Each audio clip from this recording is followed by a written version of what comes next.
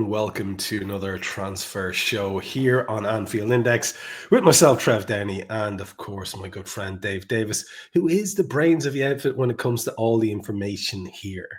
And Dave, we did a show on Friday, mate, and we couldn't even give ourselves a week, could we? Because the rumors, stories, speculation, it continues apace, and it's going to, isn't it, with this new short window just looming on the horizon.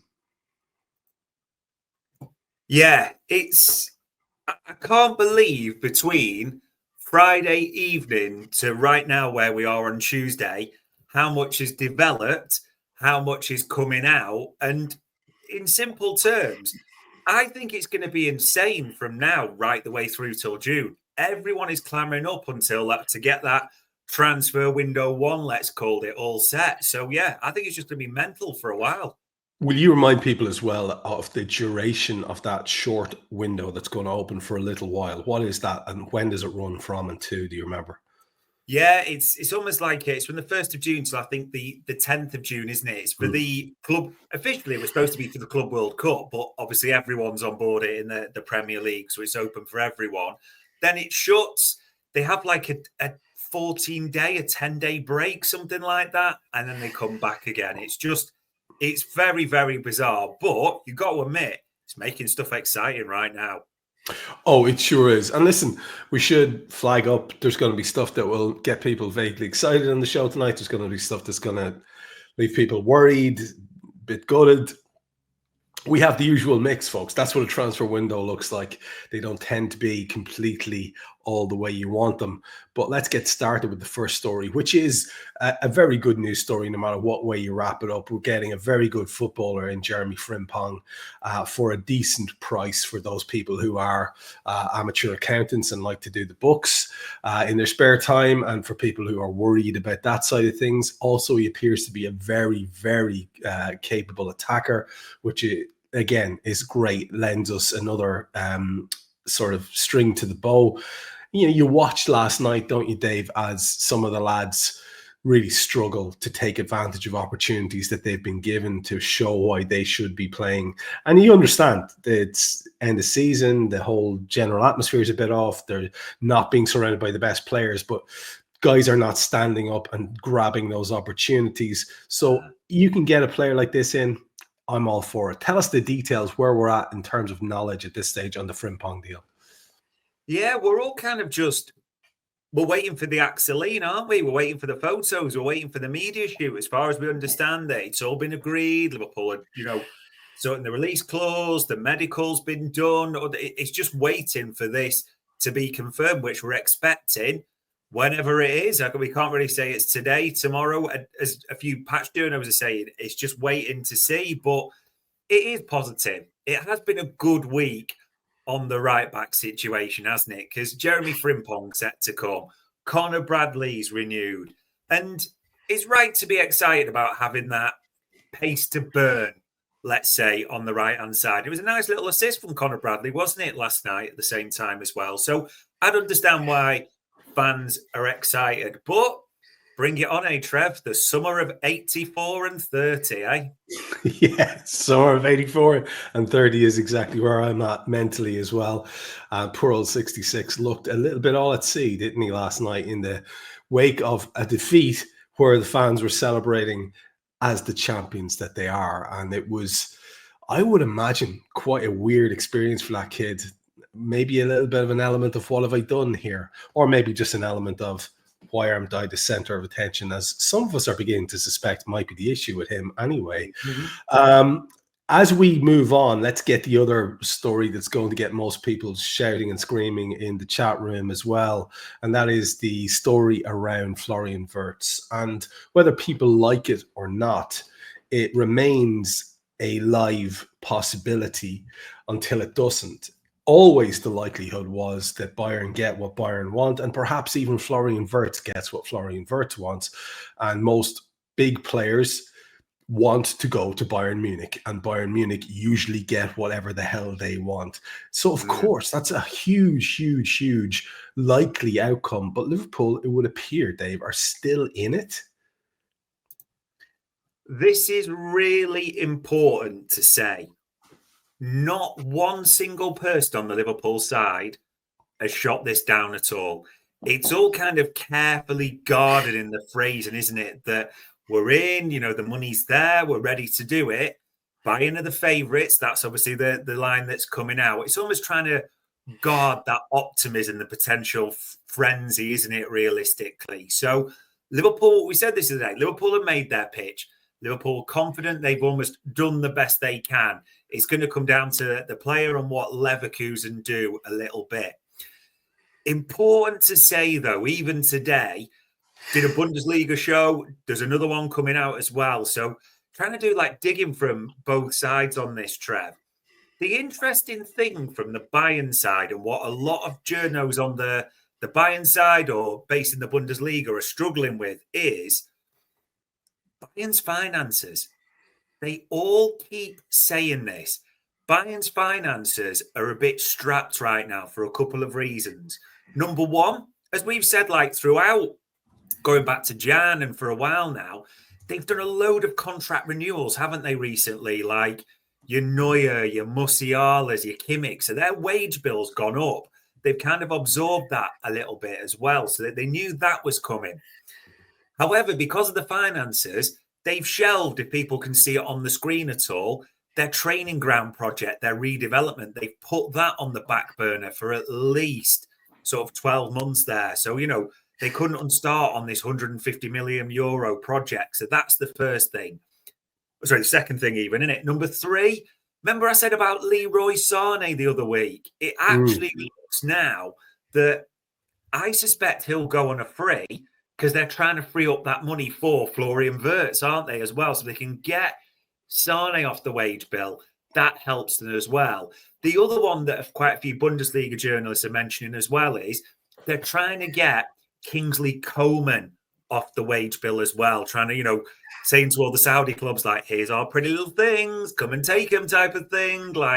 So that's an option. So if they can get those two off the wage bill, that's quite big, isn't it? It's quite a big wage cut, if you want, or a drop down there. So that will help them.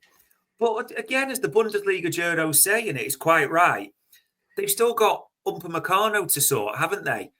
Gnabry, they still want to stay, and he's only got a year left. They'll probably let Goretzka go now by the signs of it for, with a year left to go. But with all that being said, as a lot of the Bundesliga journalists are saying, where are Bayern going to get over 100 million euros from to pay this transfer fee? Yeah, you can get a few off the wage bill, but where's it all coming from? And the big thing, I don't think this will be news to people, is they are expected to go a little bit cap in hand to Adidas, aren't they? And say, we are the original Adidas club. Here's one of your star athletes, Adidas. Make him your star. But as quite a few have flagged, well, hold on. Liverpool have got to deal with Adidas. So Liverpool might just kick up a little bit of a stink on that one at the same time. So there's a lot kind of feels like it's still developing on this one. Liverpool are just nicely poised. The only real thing that I've gotten that people haven't seen on the Liverpool side is to confirm, I saw a few saying it, Liverpool have not made a bid yet. Liverpool are speaking to Leverkusen. Obviously, Leverkusen know the situation.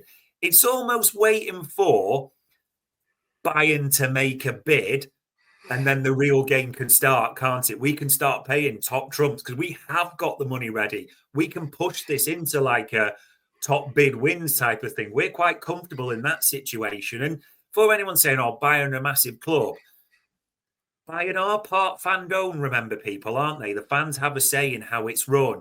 And they're always a little bit like, we can't go crazy on certain things. Don't forget, Harry Kane only really got through sort of that agreement because he was seen as the Lewandowski replacement, wasn't he? And Bayern wanted a top striker. To ask them to go even higher for Vertz just makes you a little bit like, there's a chance here, isn't there? There's a chance. Now, we've got to be careful because Bayern are still favourites, but all that coming into the mix, we're at war, Trev. We are at war with Bayern Munich, and we need to start thinking a bit like Sean Connery in The Untouchables, yeah? They send one of ours to the hospital, we send one of theirs to the morgue. We make this a fight straight up. We put the finances on the table and we make them at worst pay. But we are in this. That is so important to say.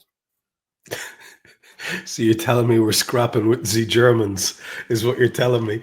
We have a situation here, which there's a lot of stories going around, Dave, and I'd like you to give some sort of take on whether you think it's all waffle or not. There is an apparent antipathy between Leverkusen and Bayern Munich, in that Leverkusen would rather not do business with Bayern Munich and strengthen a rival. I don't know how big of a factor that is, but it's been mentioned several times, so I'm throwing it out there. The other one I've heard is that they have a special price for Bayern Munich. If they really want them, they're going to have to pay more than, say, we would. Now, that story got ruined for me by someone pulling out the fact that it was 150 that they were asking for Bayern to pay and that we would have to pay around 100. That was so on its face laughably stupid that there would be a 50% differential that I just thought, come on, like make the story make sense.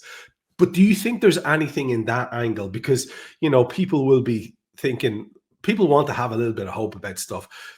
And I know there are loads of you listening to this now, and I know you personally, and you're the biggest pessimists out there. Love you loads.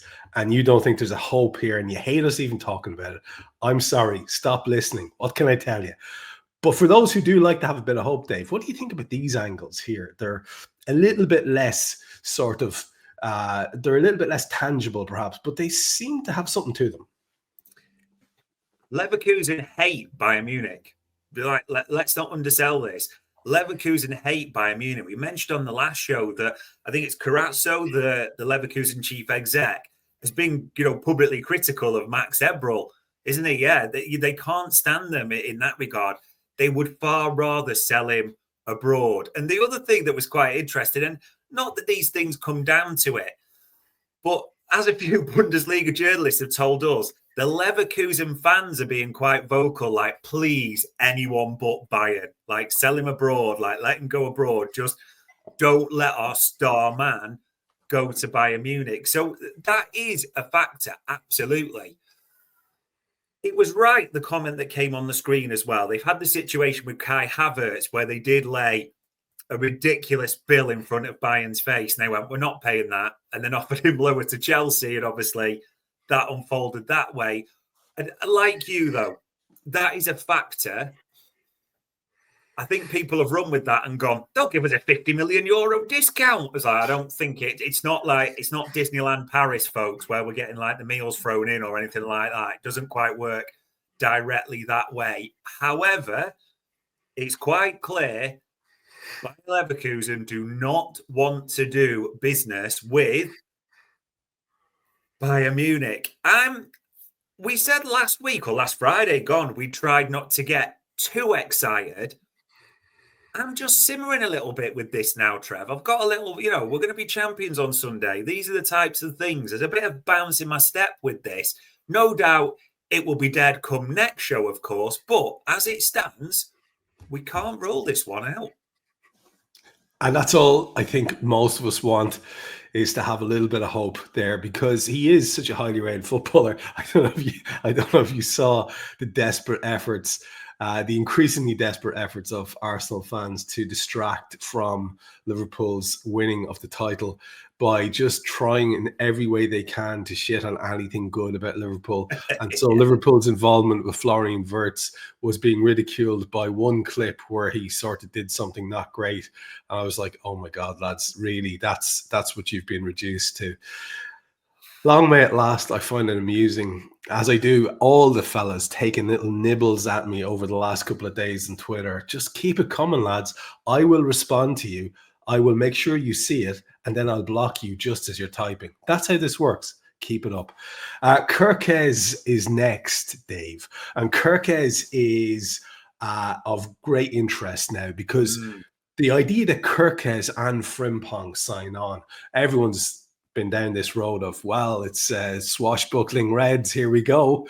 And, you know, obviously there will have to be adjustments made to the team in a big way, to the playing style of several different players and maybe the shape But it was really encouraging to see that this was moving as well. And I think everybody got very excited about it because we were doing business and we were buying good players. They may not be the players that everybody wants, but Frimpong, Kerkez are good players. However, there is a little bit of City sniffing around coming into this story at the moment. What have you heard about Kerkez and the state that's at this stage? Yeah, I think he's Liverpool's top target. Liverpool are trying to get it done, as many have said. But we kind of spoke about this a while ago, didn't we? The price was always going to be an interesting one, wasn't it? That reported fee that Bournemouth are looking for 45 million, which I think a lot of people, even the biggest Kerkez fans, are like, that is a lot for a left back, isn't it, realistically? Especially when we've talked about the history of what we've paid, how we operate as well. So that comes into the mix. There's kind of half truths in this, is probably the best way I can say it. Info that we had digging around, as we normally do on this, is Liverpool want Kerkez. I don't think there's any doubt about that. But they are looking at alternatives because, as ever, Liverpool always set a price tag and they won't go above it. They know what they'll go up to, but they're not going to go above it. They'll move on quite quickly. And that is why names like Jarell Hatto are in the mix, aren't they, for us and others that are coming up. So you just wonder about this, where it goes. So Liverpool are quite carefully using the media to go, oh, we are looking at alternatives, though. And Bournemouth are responding to go 15 all to go, well, Manchester City are in the mix as well for a left back, which is, again, it's a half truth. We mentioned before, City have looked at left back, which always seems a bit weird when they've got Gvardiol, Aki, but, you know, hey-ho. Yeah, you see, Dave, do you think the reason City are being mentioned here is because City are the only ones who pay that kind of money for fullbacks? I mean, that's a real possibility, isn't it? A little bit. The only weird thing that is still there, do you remember about, I'm making up the date, but call it about a month ago or so, I said to you that the info that we've got is Destiny Udogie at Spurs. They're having a good look at him and a left back. And that name again got repeated to me today. And you just wonder well, they are looking at a left back. It's not Kerkez, but again, that's why I'm just describing it as half truths a little bit. It does feel like Bournemouth and Liverpool are trying to use the media to get, what they want and put pressure on and see if they can negotiate a price. I saw someone say the other day as well, though, well, that's stupid because Richard Hughes was at Bournemouth, so he will know exactly what it takes. Well, he's not at Bournemouth anymore, isn't he? He's not in charge of Bournemouth. So he's not calling the shots at Bournemouth anymore. There is no release clause for Kerkez. And considering Bournemouth are going to be embodied by 50 million quid for Dean Huijsen, aren't they? They're in quite a strong negotiating position there as well. So the smart money would still bet on this happening. But it's just one to keep an eye on. I think it's important to say that if this starts to stall, new alternatives become stronger. Can I ask you something as well? It's been annoying me because we like to delve into all aspects of the story here and see what way this is shaping up from all sides. And there is an account out there called Kerkez Official. Yeah. And it's a blue tick. And a lot of people seem to believe it's him. And Kerkez himself, through this account and on other various social medias, has been doing all sorts of coy liking and smiling and knowing winks and all that kind of stuff. And this gets people spun up into a tremendous frenzy. And I can sympathize. So I'm just wondering, do you know about the players' attitude and whether or not we can trust any of these social media things that are very overt, you'd have to say? Yeah. Yes and no. And now I sound like a Tory politician, to be fair, as I'm answering this. But the info we've got is that Mr. Szoboszlai's had a strong part. He's convinced his good pal to come over, that Kerkez is absolutely happy and wants this move. And that's not being disrespectful to Bournemouth at all. But it's a big jump, isn't it, in football status and playing in the big leagues as well in that regard. So I get that completely. But Bournemouth have got cash. Bournemouth are trying to build themselves, aren't they? They've got their own little multi-club thing going on, haven't they, with Bill Foley and Lorient and all those types of things. So anyone who's thinking that they're just going to roll over and let their belly get tickled, that, by Mr. Kerkez liking every single Fabrizio Romano tweet or Instagram post on it, there's money is going to talk one way or the other. So, yeah, I believe info is that he wants it. Of course he does, for obvious reasons. But money's going to talk, yeah? I'm going to shuffle things around a little bit because I want to do one more feel-good story before we get to the likely outs and the worrying situations that we have to talk about with Liverpool today. And you do have a story here about how, look, Vertz is a long shot. And if that doesn't work out, as most people are entirely certain it won't, we obviously maybe are looking for creativity, especially if an awful lot of the players who we think might leave do leave. Creativity is going to be something that's going to be high on the agenda for qualities in recruits. Do we have backups here? Do we have alternatives in that sort of creative player type role? We know we want a striker. We know we're looking at those full backs. We know we'll probably take in a centre half if we can. But that sort of flank player stroke 10 creative type, is there any other backups, any other stories? We've heard Xavi Simons. Is that still floating about? Yeah, I wish it wasn't. I can't really hide my disgust with this one. I really don't want this to happen. I know. If he does sign, I will have to delete about 67,000 tweets on the topic, to be honest, as well. But yeah, absolutely. Simons is being looked at. And not a new name. Turkey's been watched quite a bit. And before people jump and say they're different players, they play in different positions. Absolutely not disagreeing with that at all. But Liverpool are looking at creative options. And the other name that we got today, I know we were sending screenshots about it and talking about it before.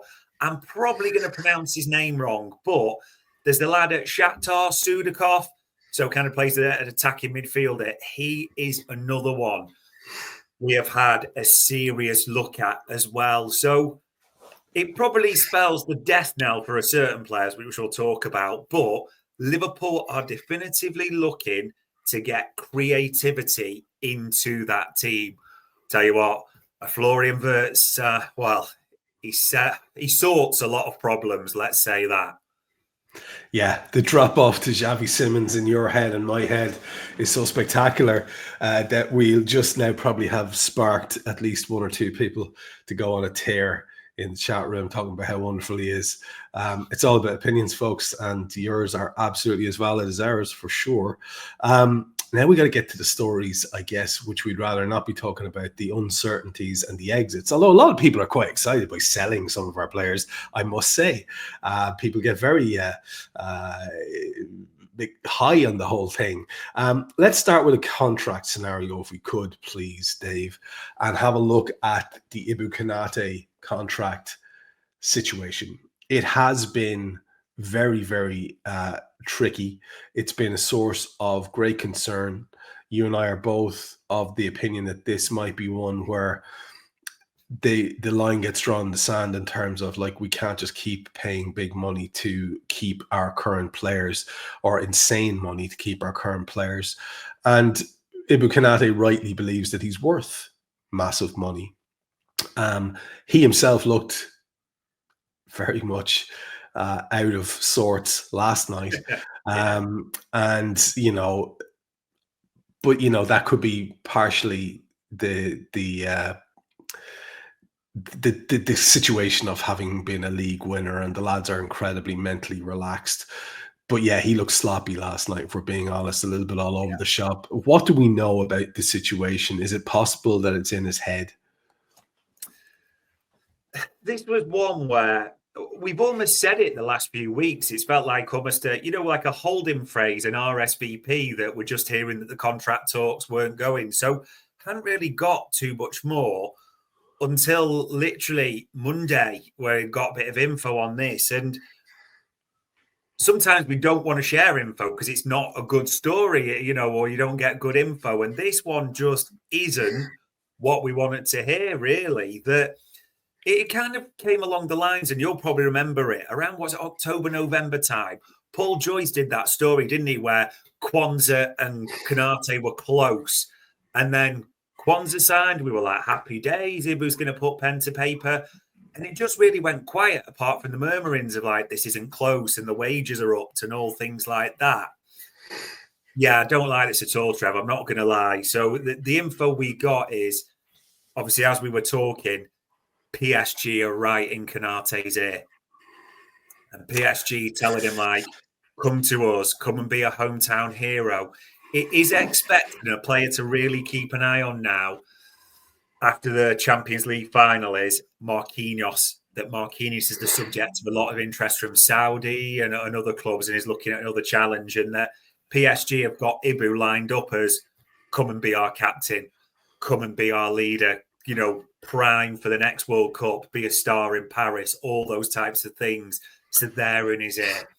In the other ear, unfortunately, is Real Madrid, because Florentino Perez has got a kind of kink, hasn't he, for good players on a free. That's his type of thing. So he's saying, run it down, or like, we could get you on the cheap. And essentially what that has led to is what we're kind of hearing around Ibu asking for big money. Because let's be honest, it's not going to be frogs, legs and muscles that PSG are paying, isn't it? It's going to be top dollar at that sense. So naturally, and I'm saying this not in a derogatory way, because I kind of get it. Let's just be clear. Ibu is not a dyed-in-the-wool Scouser. He's loved by all the fans, but obviously he's looking at everything, and his hometown club are making a calling for him. You've got to remember that and add that to the mix as well. So I didn't like that. And then we kind of mentioned it a while ago, that everyone's like, we've got to sell him then. I get that. We'll sell him to PSG for big money. Don't get that at all. Why would PSG pay big money? PSG will probably make an offer for Ibu, but they're not going to pay top dollar because they know he's got a year left. What they'll be saying to Liverpool is, he's got a year left, take it or leave it. There's our offer. At which point Real Madrid will probably match a take it or leave it offer. So you've got that in the mix. And then, as one journalist also pointed out, and I thought it was well written, everyone's like, giving the money. If you're 200 grand or so a week for 5-6 years, you are committing 52 million or so to a player that you've probably still got a few injury questions over. You've still got questions that, as last night, and you can't judge it all on last night, don't get me wrong. When VVD isn't there, is Ibu the leader that you need? Is Ibu the top player? Because sometimes when you lose a player in the midfield or attack, you think, we need to rely on him. He'll be the one, that'll step up. Do you have that with Canate, that he will lead the defence? And I know Van Dijk is on another level completely. I get that. But when you package all that together, it's kind of a crappy update, isn't it, really? But we've heard what we've heard. So now you can share our pain. Yeah, and look, it's interesting to watch the conversation unfold over here to our right-hand side, where you've got people saying there's no way he's leaving, and there's other people saying he's off. Paris is his boyhood club or his dream club or whatever. And the kid himself said something to that effect at one point, which I think somebody referenced as well. And, we always think about him as the heir apparent, the guy who's going to serve alongside Virgil and then suddenly be our main man for a few years as well. But you have to understand the greater sort of picture here, which is Kanate's not a Scouser, and if his actual club that he loves the most comes in from, this could really make things very complex indeed. I'm wondering though about what impact that will have on us, Dave, because I'm not hearing us being linked with any other defensive names apart from Huijsen, and that really did feel like a kind of, I won't say opportunist one, but one where you were thinking, well, look, this is a guy who you buy and he's in your team and your squad for years to come doing great things. You can't not be in for him if you're Liverpool. But I'm not hearing any other names. We heard one name, didn't we? The Araujo fella last week. But bar that, it's very quiet this week, Dave, on links in that regard. Yeah. I mean, with Huijsen, as far as, and we said this before, the plan was always that we understood it, that obviously he would come in, then you've got a good 3, but also it puts a bit of pressure on Konate then, doesn't it? Because he doesn't want to spend the season on the bench when he's got the World Cup coming up, not this summer, but the next summer as well. So, we've heard Mark Gay before as well. That seems to have gone quiet. And I'm sure I just saw it in the chat panel there as well. A lot of people alluding to the 70 million Jared Branthwaite rumours and us being in the mix. The problem with that, people, is I'm not saying it's completely a non-starter, but when Liverpool were linked with Jared Branthwaite, Everton were in the dirt. Everton were about to, go into administration and like all the issues they had. So Everton were contemplating a fire sale. Everton have got a new stadium. Everton have got a new owner. Does anyone believe that new owner wants to start the reign properly in the summer by selling Jared Branthwaite to their arch rivals in Liverpool? Like, come on, there's not a chance in hell they're going to sanction that. So it's a lovely idea, don't get me wrong. But yeah, I am intrigued, and I just have a bit of nervousness of how this Ibu situation is going to resolve, Trev, because for me, I want him to stay, because it's just like Van Dijk and Canate, that's the title-winning partnership. Just keep it. Just get it done. But it's not going to be that simple, is it? No, I don't think it is. I don't think it is. It's just hard to understand why we don't hear these constant links when people know that situation. Like, I mean, that story's pretty well out there that it's a very troubled negotiation. So let's see where it goes. Let's see where it goes. We will no doubt be back to it. Other people who are even closer to being on the way out, like Harvey Elliot. And then we have to move on to another potential exit, which people have not seen coming. The story broke today, I think. And then a potential end of a dream for you and I. So it's all good news here from here on in the Liverpool section. Let's talk about Harvey Elliot, Dave. He spoke last night after the game. People were getting their psychology degrees out and interpreting, and you didn't have to interpret too hard if we're being perfectly honest. But it's not just Harvey, is it? I mean, Jarell Quansah, another player who was, he was okay last night, but a lot of people, they see a mistake and they go, right, he's off and we don't need him anymore. Just the same as when he was playing well in a really good team, they were saying, no, he's better than Ibu Konate and we'll have him for years. People are fickle. Queven Kelleher has just disappeared out of the news headlines, but he's absolutely on his bike. And we know Darwin Nunes is. And we keep hearing stories about Luis Diaz as well. So talk to us about the Liverpool players who are looking closest to the exit door. Again, was it about, I want to say about 4 weeks ago, it might be somewhere around there, but we said on this show about Harvey Elliot and him having loads of offers from the likes of Wolves trying hard for him, Newcastle trying hard for him, even Spurs making inquiries. And do you remember how many people were like, nonsense, he's a star boy, they want to keep him, he's going to fight, blah, blah, blah, blah, blah. And look where we are now, because last night, as for anyone who saw the interview on Sky Sports, it kind of had an air of resignation to it, didn't it? If you can't see the screen, as he said, it's about what's best for my career. It's about reflecting and seeing what I can do. I'm here at the moment and I'm focusing on the final game. And if you put those comments together with everything we're seeing and the fact who Liverpool are bidding for as well and trying to get more creativity in the team, it's going to get even harder for Harvey Elliot to get minutes, isn't it? I think that the writing's on the wall with this one. It really is. Jarell Quansah, like you mentioned, absolutely, there's interest in him. The club, I think, have got a big decision to make what they want to do with Jarell Quansah, because the only next thing for Jarell Quansah's development is football, regular football. That's what a young centre-half needs. Is he going to get that? I think there's big question marks around that. Update on Queeve as well. Offers galore. There's a lot of clubs in the Premier League want Caoimhin Kelleher. Like, make no bones about it at all. He will have no problem sorting a move. Caoimhin Kelleher's just got to pick where he wants to go to make sure he is number one for his career at the same time as well. So that's in the mix. And boomerang time.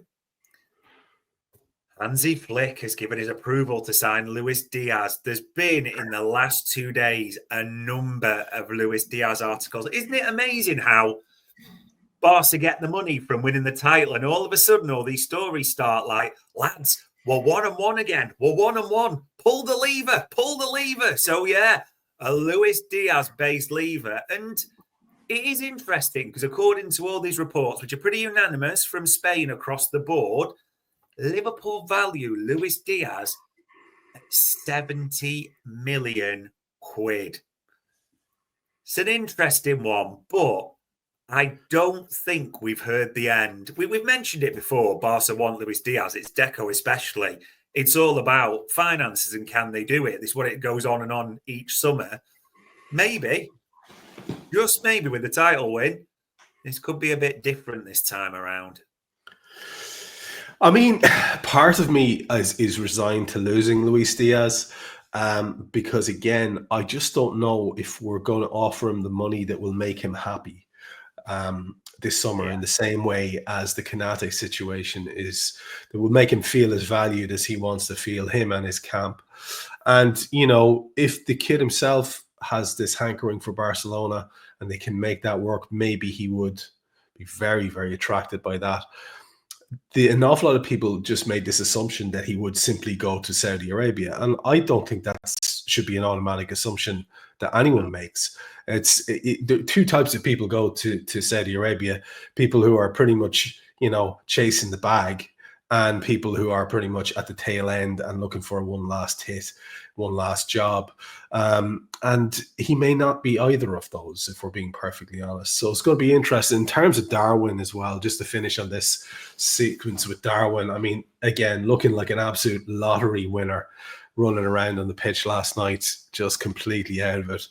I felt sorry for him. I felt sorry for Harvey Elliot. I felt like he was really exposed in that sort of 10 role he was playing. He was chasing around. He couldn't make any tackles. He was, when we were not in possession, he was very, very little addition to us. And that's going to be an issue for Harvey and his Liverpool future. Darwin's Liverpool future does not exist. So are we any closer to knowing where he may land? No. In simple terms, he kind of, like you say, he looks like a foundation event winner, doesn't he, realistically? He's not trying a leg at all, Darwin.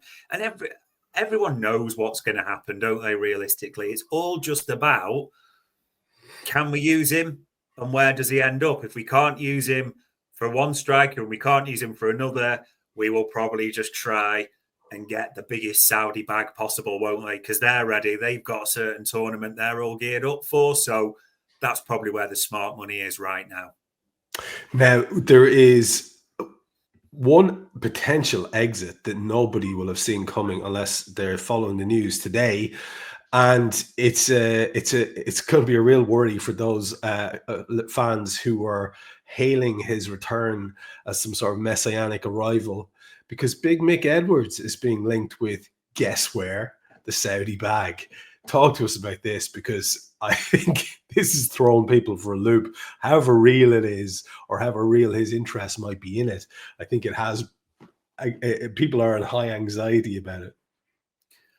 Rumour has it that Dr. Phil Bartz has had 9 puffs on his angina spray, puffed his spirit levels 8 times just to try and calm down today with this latest development. So how many times so far on this show have we said, with the Saudi negotiations and that relationship with the club, that Michael Edwards was all over that? We've said numerous times he's the one sorting sales and sorting the Saudi relationship. What I didn't realise he was using it to publish his CV and get that updated and possibly look at a job for the future as well. And it is important to say, as this story is, that it's potential for the future, that he's happy at FSG now. But this is also, if we're cynical, a clever little story, isn't it? Because FSG will know that Michael Edwards is over the Saudi stuff. FSG will know they haven't delivered the multi-club, which is what he came back for, as he said in his speech, and having that proposition. FSG will also be looking at that and going, well, Al Hilal would just give Michael Edwards the keys to the kingdom, wouldn't they? And say, like, there's an unlimited checkbook, just off you go and make us look good type of thing as well. So there could be that in it at the same time. But well, let's just hope, Trev, from a good movie quote, he is the Messiah and he's not a very naughty boy. Put it that way. I just, the amount of people who will be so heartbroken and who are so invested in him and the potential he has to impact Liverpool's immediate future, they will just not be enjoying this story at all. As you say, it could be a very cynical little thing that's being floated out there, or him just publicly exploring his options. And to bring it around full circle, we just mentioned Darwin Nunes. There are loads of people defending him in the chats, and maybe you're new to the channel, but very few people as fond of Darwin Nunes as me and you in the years when he was trying to do the things and not doing them. We had this beautiful story being rolled out there. It was a Sam Maguire exclusive, I believe, where there was a potential for an exchange deal with some inventive money being exchanged as well, where Liverpool could perhaps think about getting Julian Alvarez to the Premier League playing for them, and Darwin Nunes would go the other way. And again, I'm seeing loads of people saying Nunes would do great in La Liga, and perhaps he would. But it looks like, in the words of, was it the Atletico chief exec, president, something like that, he's pretty much put the kibosh on it, hasn't he? Yeah, when I looked at this photo earlier, it's like, I've never known what Joan Laporta, the Barcelona president's family, looks like, but he kind of looks like his dad, Atletico president Cerezo. And I like this quote because it's not true, so it's kind of funny. He says, Julian Alvarez is a player of Atletico Madrid. That's true. He's very happy here. Possibly. He is our player. True. And he will remain our player. Possibly. He was raised at Atletico Madrid. I don't think Madrid's in Argentina.